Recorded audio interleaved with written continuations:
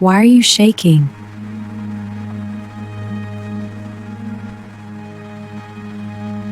Amara, you are the best thing that ever happened to me. Will you marry me? Yes. I love you.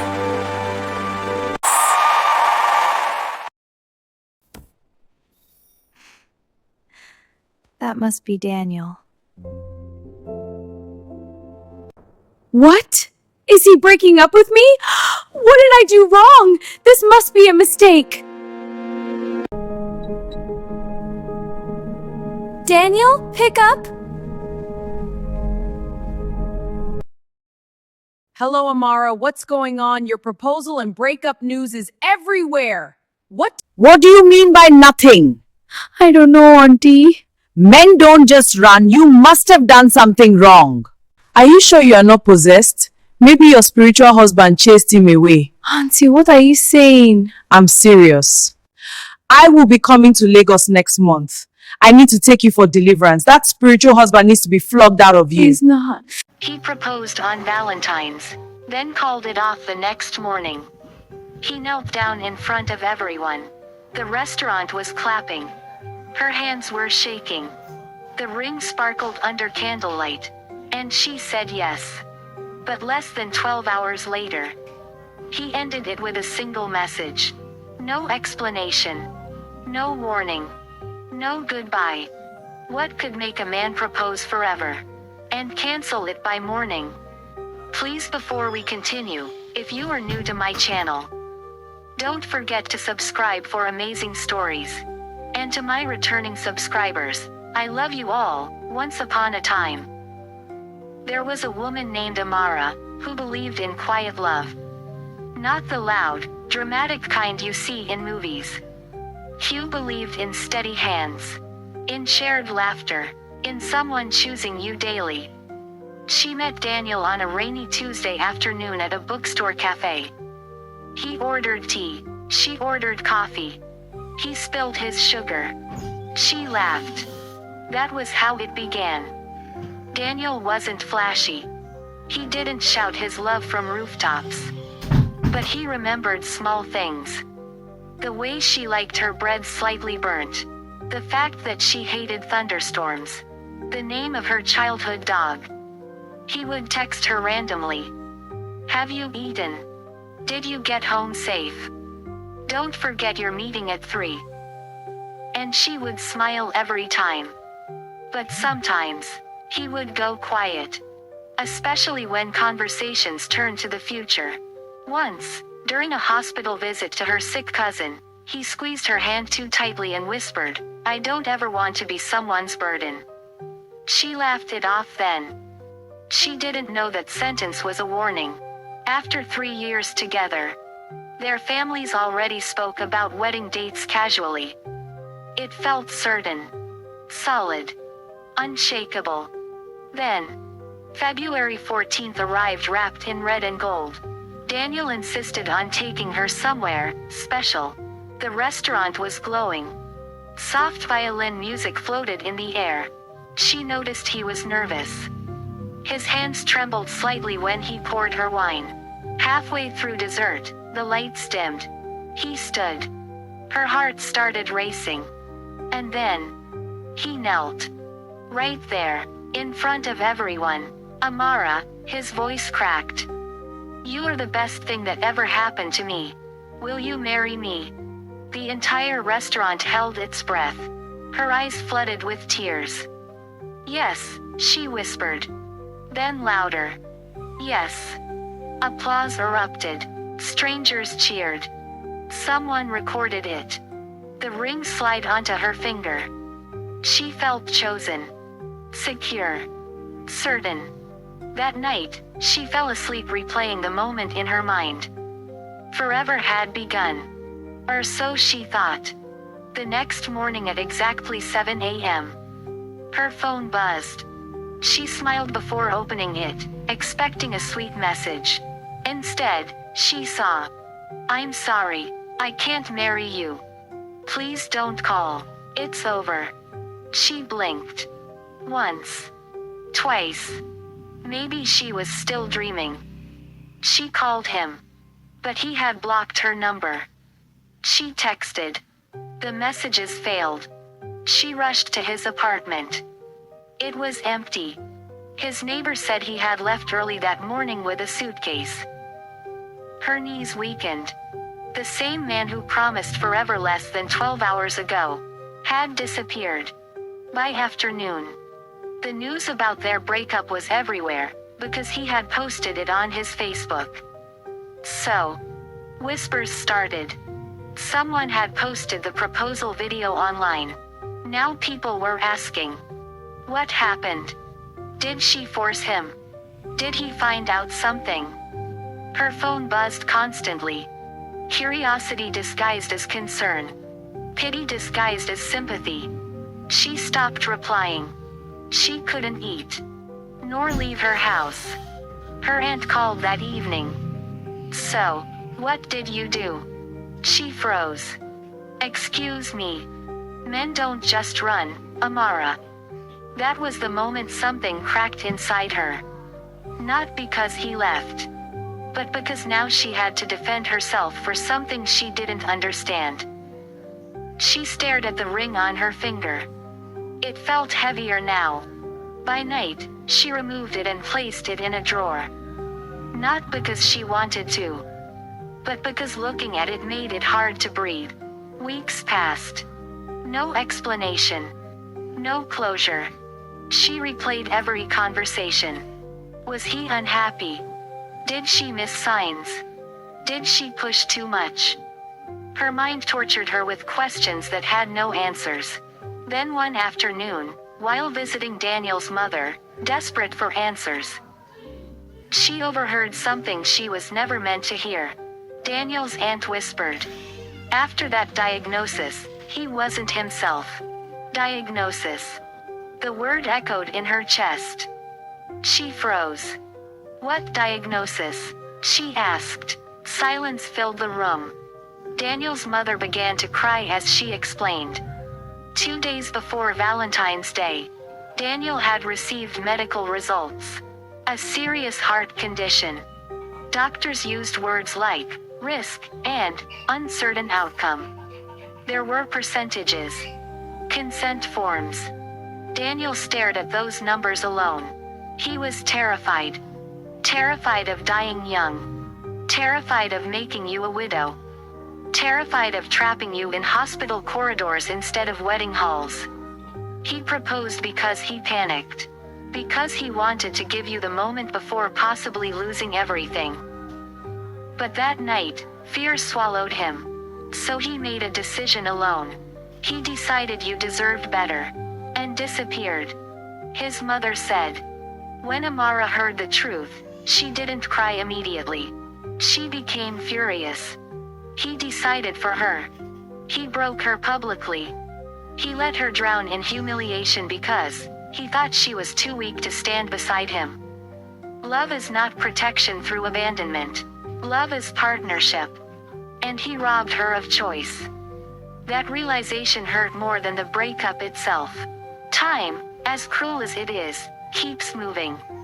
Amara slowly rebuilt her life. She focused on her career. Started therapy.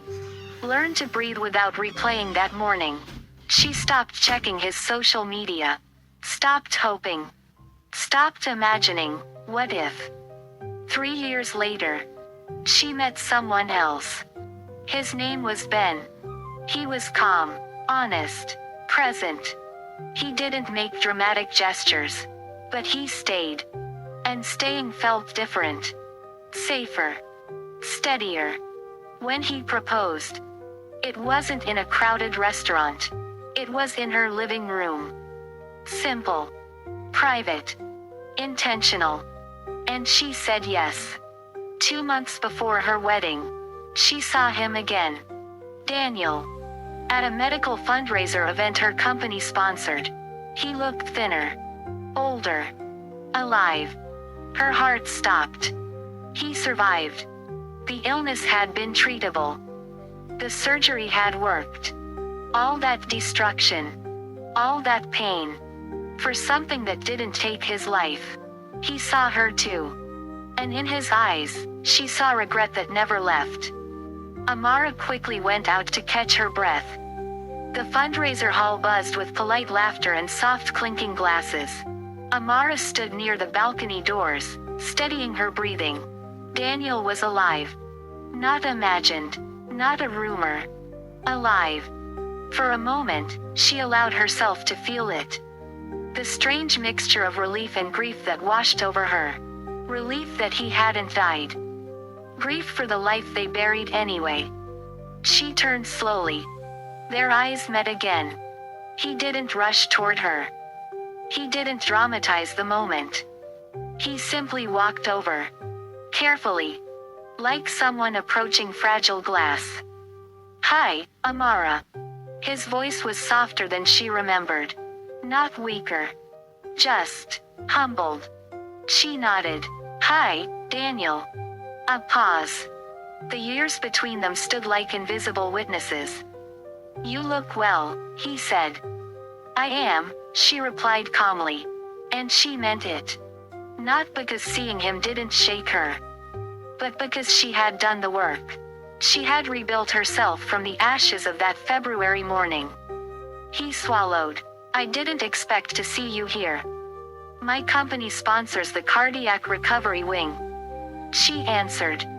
His eyes flickered. Of course they did. Life had a quiet sense of irony. They stepped aside from the crowd to a quieter corridor near the balcony. The night air was cool. City lights blinked below them like distant memories. He spoke first. "I owe you an apology." She didn't interrupt. "I thought I was protecting you," he continued. "I convinced myself that leaving you suddenly would hurt less than watching me deteriorate. I told myself you'd hate me, but you'd move on faster." She let the silence stretch. "You didn't protect me," she said finally. Not angry, just factual. "You humiliated me. You made a decision about my life without me. You reduced me to someone too fragile to choose her own suffering. You broke something publicly and left me to explain what I didn't understand." His jaw tightened slightly. "I know." "No," she corrected gently. "You know now." That landed. He nodded. "The surgery worked," he said after a moment. "It was risky, but I made it." "I'm glad," she replied. And she was. There was no bitterness in her tone. Just truth. He studied her face carefully. "Did you hate me?" She thought about it. "At first, yes," she admitted. "But eventually I realized something. You didn't leave because you didn't love me. You left because you were afraid." He closed his eyes briefly. "That fear cost me everything."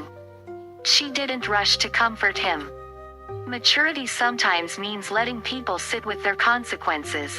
A soft breeze passed between them. Then he noticed it. The ring on her finger.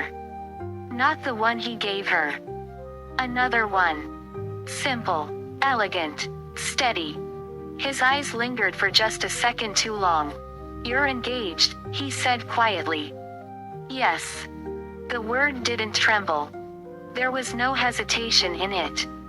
He inhaled slowly. "I suppose I deserve that."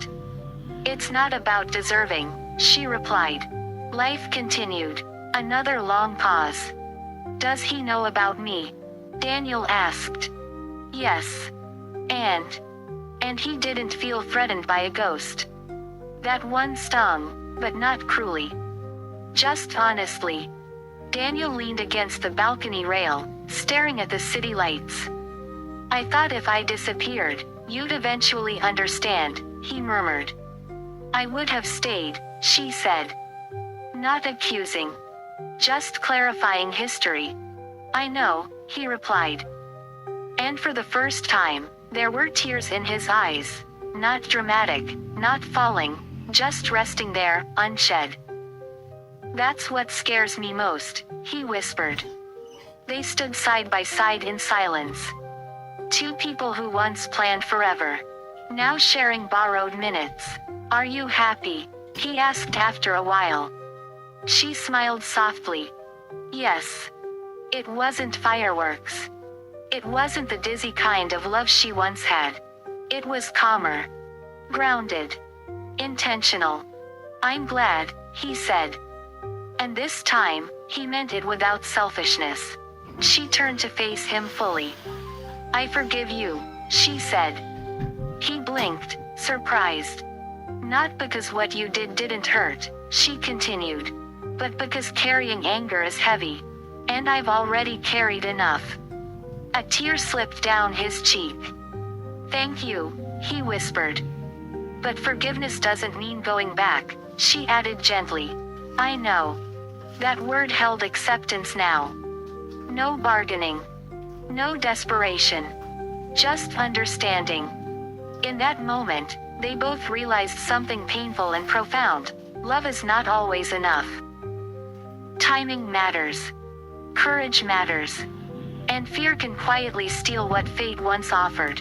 Inside the hall, someone called her name. Her fiancé, Ben, was searching for her.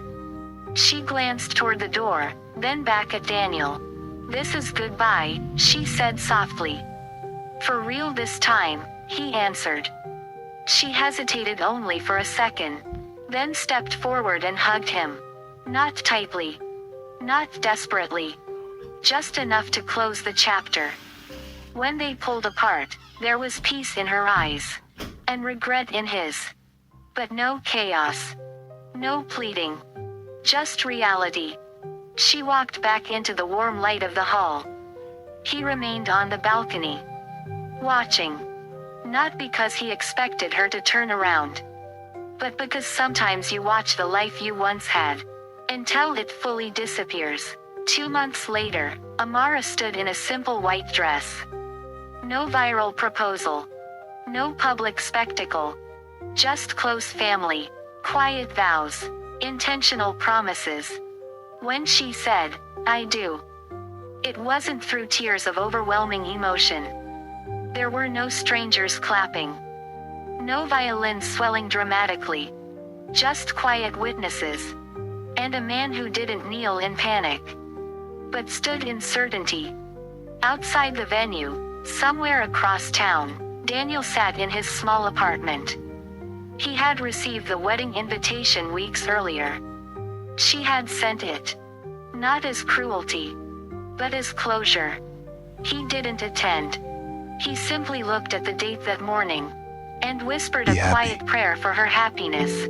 And for the courage he once lacked. Years later, when people ask Amara about love, she says something unexpected. Love is not just about how deeply you feel. It's about how bravely you stay. She doesn't speak of Daniel with anger. She speaks of him as a lesson. As proof that fear can disguise itself as sacrifice. And in losing him, she found a version of herself that could choose peace over passion. And courage over nostalgia. And a future over a memory. Sometimes, the greatest love story isn't the one that begins dramatically. It's the one that survives quietly. Some love stories end in wedding halls. Others end in hospital corridors. But the bravest ones, they end where fear once stood. And courage finally stayed.